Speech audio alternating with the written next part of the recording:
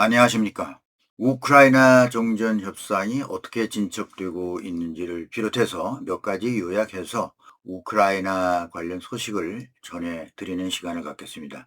종전 협상 과정에서 불거진 여러 가지 문제가 있었죠. 그 가운데 가장 첨예한 부분이라고 할 수 있는 영토 문제, 다시 말해서 동부 전선의 돈바스 문제가 될 것입니다. 1월 29일이죠. 루비오 미국 국무장관은 돈바스 문제는 우리가 아직 건너지 못한 다리다 라고 하면서 돈바스가 앞으로 어떤 위치에 있게 될 것인지의 문제인데, 평화회담에서 가장 어려운 쟁점 중에 하나다. 아직 양측이 해결에 근접하지 못했다. 이렇게 밝혔습니다. 루비오 국무장관이 미국 상원 외교위원회 위원들에게 한 말을 CNN 방송이 보도했죠. 여기서 루비오 장관의 협상 대표들이 키이우와 모스크바의 입장사에서 어떤 공통점을 찾으려고 노력하고 있지만 진전은 미미하다. 이렇게 말했습니다. 또 이렇게 말했습니다. 러시아의 경우 그들은 2년 반 동안 자국민들에게 이 전쟁에서 우리가 압도적으로 승리하고 있다. 이렇게 선전을 해왔는데, 그러니까 사람들은 그러면 이렇게 압도적으로 이기고 있는데 왜 이 영토를 내주고 있는가라는 의문을 품을 수밖에 없다는 겁니다. 이 러시아의 사정을 보면 그렇다는 얘기죠. 루비오 장관의 말로는 미국 특사 스티브 위트코프와 제러드 쿠시너와 하루에 아마 10번 정도 연락을 한다. 이렇게 말했습니다. 또 하나의 쟁점이 있죠. 자포리자 원자력 발전소요. 여기 운영권인데요. 이 운영권 문제는 트럼프 대통령이 우크라이나, 러시아, 미국 이렇게 세 나라가 같이 운영을 하면은 어떻게 하느냐라고 제안을 했을 때 젤렌스키 대통령이 반대했습니다. 러시아가 참여한다면 우리는 적극 반대다 이렇게 말했었죠. 그러니 이 부분에 대해서도 합의를 보지 못하고 상당히 협상에 힘든 조건이 될 것 같습니다. 우크라이나 외무부 장관 안드리 시비하는 젤렌스키 대통령이 영토 문제 그리고 자포리자 원자력 발전소의 미래의 운영권 문제를 해결하기 위해서 푸틴 러시아 대통령과 직접 만날 준비가 되어 있다. 이렇게 밝혔습니다. 네, 어떻게 될런지요. 그 다음은 우크라이나와 미국이 전후 복구 협정의 세부 사항을 조율하고 있다라는 소식인데요. 이 우크라이나와 미국과의 관계에서 전쟁 끝난 다음에 문제는 순순히 풀릴 것으로 보입니다만, 지난 1월 28일이죠. 젤렌스키 대통령과 우크라이나 관리들이 미국과 우크라이나 간의 전후 복구 협정 중에 추가적인 보완이 필요하다. 그래서 그런 부분들을 파악했다. 이렇게 밝혔습니다. 미국 측과의 협력은 말하자면 활발히 진행되고 있다는 그런 얘기죠. 우크라이나 측에서도 최대한 효율적으로 협력하고 있다. 협상 과정에서 건설적인 자세를 보여주신 미국 대통령, 트럼프 대통령 특사들에게 감사를 표한다. 이런 말도 했습니다. 그리고 우리는 가능한 한 빨리 성과를 내야 한다. 이렇게 젤렌스키 대통령이 말했다고 전하고 있습니다. 다음은요, 유럽연합이 우크라이나에 1억 4,500만 유로의 인도적 지원을 제공한다는 소식인데요. 유럽연합 집행위원회는 1월 29일 목요일 러시아의 에너지 기반 시설 공격이 격화됨에 따라 우크라이나에 1억 4,500만 유로의 긴급 지원금을 제공할 것이라고 발표했습니다. 네, 이것은 유로피안 프라우다지가 보도를 하고 있습니다. 유럽연합은 아주 세부 사항까지 세세한 그런 내용까지 배정해 줬는데요. 우크라이나 국민에게 보호, 주거, 또 식량, 현금 지원, 사회적 심리 지원, 식수 접근, 또 의료 서비스 이런 것까지 사용할 수 있도록 세세하게 지원 내용을 지정해서 지원한다는 것입니다. 우크라이나에 대한 우리의 연대는 구호가 아니라 현장의 필요에 따라 엄격하게 추진되는 신뢰할 수 있고 지속적인 인도주의적 활동이다. 유럽연합 위기관리 담당 위원인 하디자 라흐비부라는 분이 이렇게 말했죠. 또 유럽연합 집행위원회는 몰도바의 피신해 있는 우크라이나 난민들이 많은데 이들을 지원하기 위해서 800만 유로를 배정해서 그쪽 몰도바 쪽으로 배정해서 보내는 것으로 되어 있습니다. 유럽연합 집행위원회는 최근 우크라이나의 병원, 대피소 및 필수 서비스의 전력 공급을 복구하는 데 도움을 주기 위해서 유럽연합 전략 비축량의 370만 유로 상당의 비상 발전기가 필요하겠죠. 447대를 제공한다고 발표했습니다.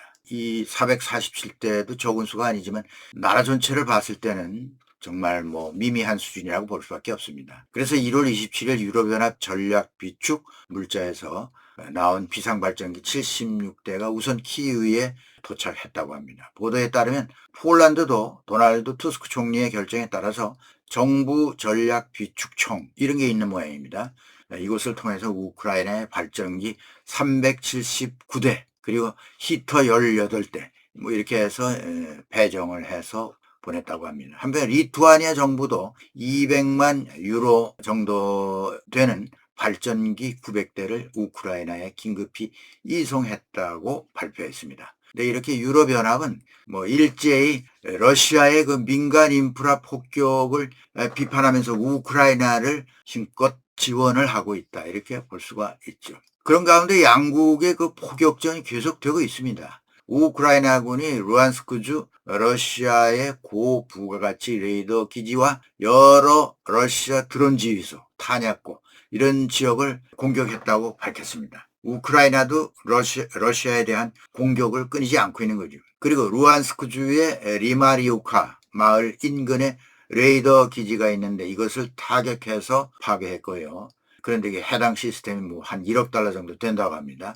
우크라이나 총참모부가 이런 사실을 밝혔습니다. 또 우크라이나 총참모부는 또한 자포리자주의 솔로케 리브노필리아 노보흐리 호리우리카 마을 인근에 임시 점령된 헤르손주 인근과 노보호리우리카 마을 인근과 또 남부에 임시 점령된 헤르손주 피트 스테프네 인근에 있는 여러 지역 러시아 무인 항공기 드론 지휘소를 우크라이나가 드론으로 공격을 했다는 보도죠.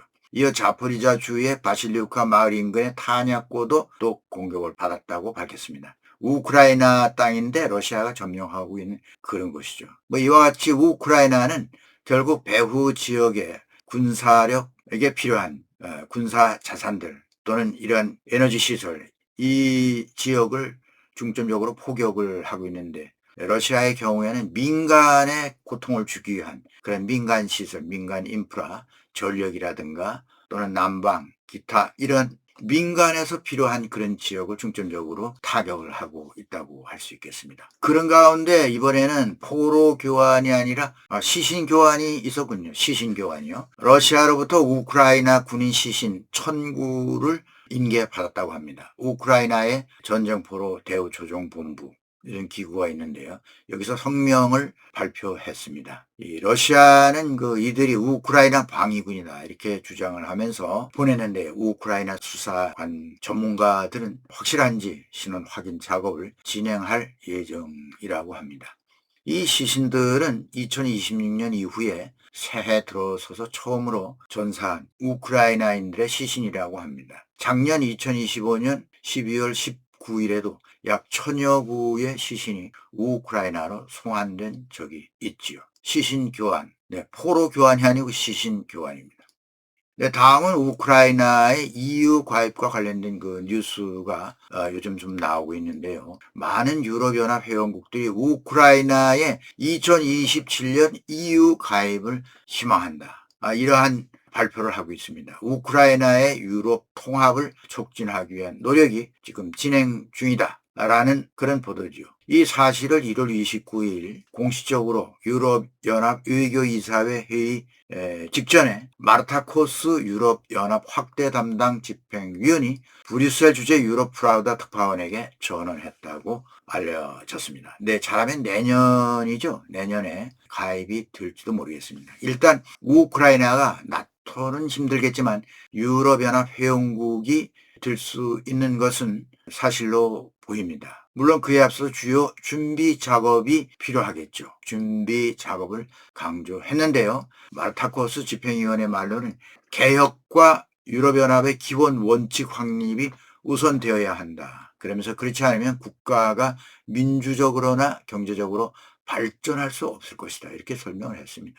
네, 민주주의 원칙 준수에 대한 얘기를 하는 것인데요. 우크라이나로서는 국가 시스템에 있어서 피나는 민주적인 개혁이 필요할 것으로 보입니다. 마르타코스는 그래서 이렇게 말했습니다. 네, 그렇습니다. 우리는 많은 회원국 및 브뤼셀에 있는 제 팀과 협력해서 우크라이나가 가능한 한 빨리 유럽연합에 통합될 수 있도록 노력하고 있습니다. 이러한 발언을 했습니다. 우르줄라 폰테어 라이엔 유럽연합 집행위원장이 있죠. 크게 잡아서 새해에 유럽연합의 5가지 프로젝트를 얘기했는데요. 네, 첫 번째는 EU와 미국이 생산성을 향상시키자. EU 시장을 통합해야 된다. 투자를 확대한다. 공유국 간의 협력, 여기는 우크라이나 공유국 간의 협력 강화, 또 개혁, 이렇게 5가지 핵심 요소의 큰 테두리를 묶어서 이것에 기반해서 우크라이나의 번영 계획에 대한 합의에 근접했다. 이렇게 밝혔습니다. 유럽연합의 분위기는요, 우크라이나가 유럽연합에 가입하는 데 있어서는 상당히 호의적이라고 볼 수 있습니다. 나토는 좀 어렵더라도요. 헝가리 총리 빅토르 오르반 씨는 이 사람은 이제 친러적인 그런 경향이 있죠. 유럽연합 정상회의에서 EU 지도자들이 우크라이나의 2027년 EU 가입을 구상하는 유럽위원회 기밀문서를 제시받았다. 이렇게 밝혔습니다. 찬성을 한다든지 반대를 한다든지 그런 얘기는 없고요. 또 독일 총리 프리드리히 메르츠는 우크라이나의 2027년 유럽연합 가입은 불가능하다. 이렇게 분명히 밝혔습니다. 너무 빠르다는 거죠. 헝가리도 아마 반대 입장을 낼 것으로 보이긴 합니다. 언젠가 오르반 총리도 나토는 안 돼도 EU 가입은 가능하다. 이런 말을 한 적이 있죠. 네, 다음은 우크라이나 국영 석유가스 기업인 나프토가즈. 이 유럽연합이 이 나프토가즈라는 회사에 대출을 제공한다는 소식입니다. 유럽연합이 5천만 유로 이 긴급 대출을 지원한다고 발표했습니다. 유럽연합 집행위원회가 유럽투자은행 EIB라고 하는데요. 여기와 함께 우크라이나 국영 석유가스 회사인 나프토가즈에 5천만 유로의 추가 대출을 제공했다고 유럽 프라우다지가 보도했습니다. 보도에 따르면 이 자금은 전쟁 발발 이후 가장 혹독한 겨울을 맞고 있는 우크라이나의 에너지 시스템을 지원하는 데 사용될 것이다 라는 것이죠. 지원금은 전국 가정, 필수 서비스 및 기업의 난방 및 에너지 공급을 보장하는 데 도움이 될 것으로 봅니다. 마르타 코즈가 밝혔죠. 매일 아침 우크라이나에서 들려오는 소식은 아주 끔찍하고 러시아가 저지르는 행위는 국가 테러다. 이는 전쟁을 넘어선 범죄 행위다. 사람들이 얼어 죽어가고 있다. 많은 사람이 키이우와 다른 도시에서 탈출하고 있다. 이렇게 마르타코스 유럽연합 확대 담당 집행위원이 말했습니다. 이어서 이 대출은 우크라이나 지원 사업의 일환인데요. 그 결과 2025년에서 26년 사이에 겨울 동안의 긴급 가스 구매를 위한 EU의 총 지원금, 여러 횟수에 걸쳐서 지원한 그 총 지원금이 9억 7,700만 유로에 달하는데 여기에 일부분으로 보고 있는 것이죠. 이번 지원 합의의 핵심 조건이 있다고 말하고 있습니다.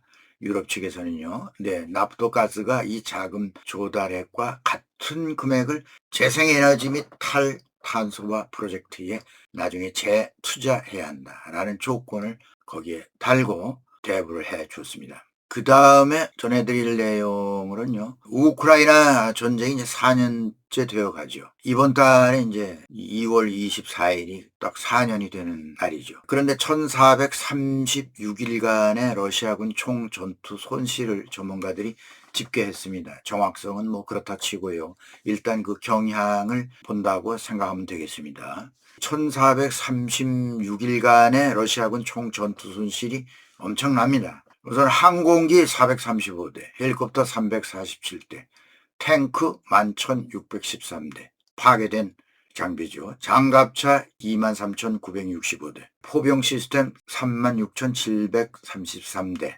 방공 시스템 1,288기, 그 다음에 MLRS 다연장 로켓 시스템이죠. 1629기라 이렇게 볼 수 있습니다. 우리나라 이 천무에 속하는 것이 이제 MLRS죠. 자동차 76,190대, 배와 보트 28대, 무인 항공기 118,679대, 뭐 이렇게 집계를 하고 있습니다. 엄청난 숫자라는 것, 이것이 사실이라고 하는 것. 물론 이게 통계치가 틀릴 수도 있고 정확성이 좀 없다고 볼 수도 있겠지만 그 경향을 보시면 되겠습니다.